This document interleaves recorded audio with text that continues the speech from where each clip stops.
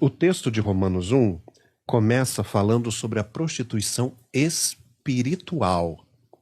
Regras de interpretação, que é chamado hermenêutica.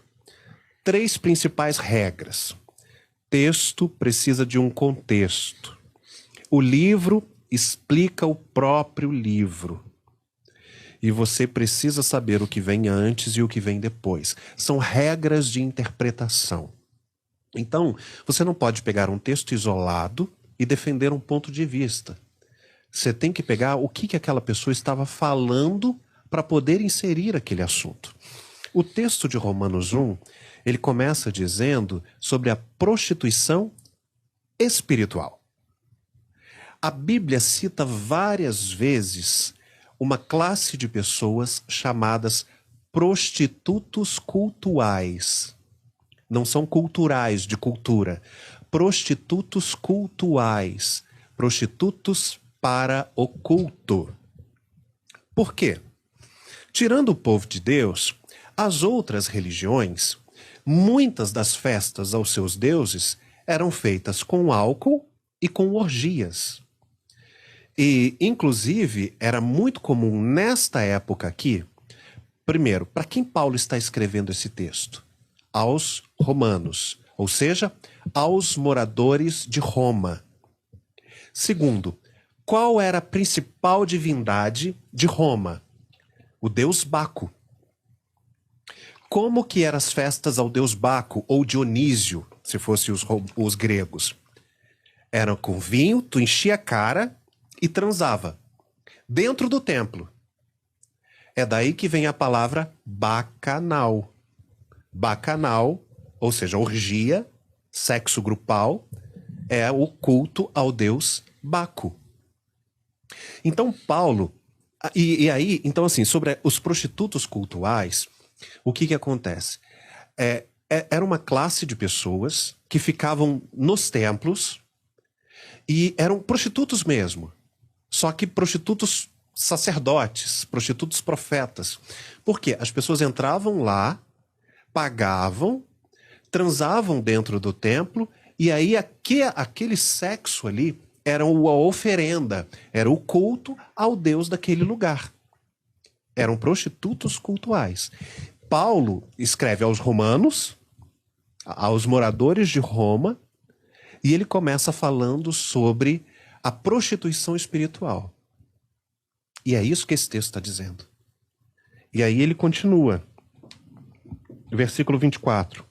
Por causa dessa prostituição espiritual, que no versículo 20 e 21 ele vai dizer, vocês são indesculpáveis, por isso Deus entregou a sua imundícia, pelas concupiscências do seu próprio coração, para desonrar o seu corpo, mudando a verdade em mentira, adorando e servindo a criatura em lugar do Criador. Por causa disso, adorando e servindo a criatura, ou seja, prostituição da adoração, tirando Deus do centro. Por causa disso, Deus entregou as suas paixões. Mulheres mudaram seu modo natural por outro contrário, e semelhantemente, homens também, deixando o contato natural, se inflamaram com homens cometendo torpeza. Aqui está falando sobre prostituição, não sobre um relacionamento homoafetivo. Entenda uma coisa.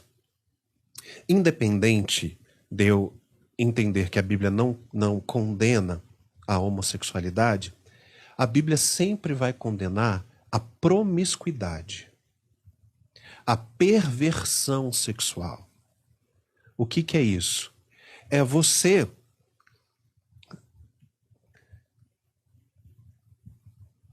Como é que eu vou dizer com uma palavra para menores de 18 anos? Me diz aí, Paulo, você que fica muito na gandaia. Você que tem uma cara de que termina o show, você leva as fãs pro ônibus. Jamais. Sou profissional. Então ele cobra. Entendi. Tá, ok. Então, assim, se você é uma pessoa muito bondosa, digamos assim, que você não dá, você distribui, e não tem limites, a perversão ou a promiscuidade, na Bíblia, para os quesitos de fé, para os quesitos de serviência a Deus, subserviência, ele condena a promiscuidade, a prostituição, a perversidade sexual. Agora, o relacionamento não. Você pode falar, mas eu não vejo assim, eu acho que eu posso ficar com quem eu quiser. Ok, eu estou te falando apenas por um contexto bíblico. Se você, não estou dizendo a minha opinião, eu acho que você pode, eu acho que você não pode. Não, eu estou dizendo num contexto bíblico que eu não quero que pessoas sejam inflamadas ou não por causa disso. E vou até dizer mais, eu acho que se você é uma pessoa muito bondosa que distribui, mas mesmo assim você quer estar no templo, você quer estar na igreja, ok. Olha só, o que é muito engraçado. Eu não entendo como as pessoas têm a capacidade de abandonarem alguém no caminho, de expulsarem, excomungarem, tirar alguém da igreja ou da comunhão. Assim como eu não entendo como que se pode negar a ceia ou a eucaristia a uma pessoa. Só porque você acha que ela está em pecado? O texto que Paulo fala sobre a Eucaristia ou sobre a Santa Ceia, ele está dizendo assim, examine o homem a si mesmo e depois coma do pão e beba do vinho. Ele não está dizendo, examine o homem ao outro e depois diga se ele pode comer ou não. Segundo, ele está dizendo, examine a si mesmo e depois coma. Ou seja, reflita e depois coma. E não reflita e não coma. Terceiro ponto. A Santa Ceia, instituída por Jesus, a última ceia foi o momento que ele fez antes de ser crucificado, de ser traído. Ele pega o pão e na hora que ele parte, ele diz, um de vocês vai me trair. E aí João cutuca assim para Pedro e pergunta, quem? Fala para ele, pergunta para ele quem é. Porque João ficava sem graça. E aí Pedro diz, sou eu? E aí Jesus, não, tá de boa, Pedrão. Tu vai me negar 3 vezes, me trair não. Aí Judas pergunta assim, sou eu? Jesus olha para ele e fala, você mesmo declarou. Pode fazer o que você tem que fazer. Quer pão? Mesmo Jesus declarando que Satanás já estava no corpo de Judas, mesmo Judas declarando a traição na mesa, mesmo assim Jesus não o tira da mesa e não deixa de servir a ceia. Que louco isso. E aí você quer tirar pessoas da comunhão, porque o seu pecado é diferente. Ou o que você chama de pecado é diferente. Eu acho que a gente devia aprender mais com Jesus.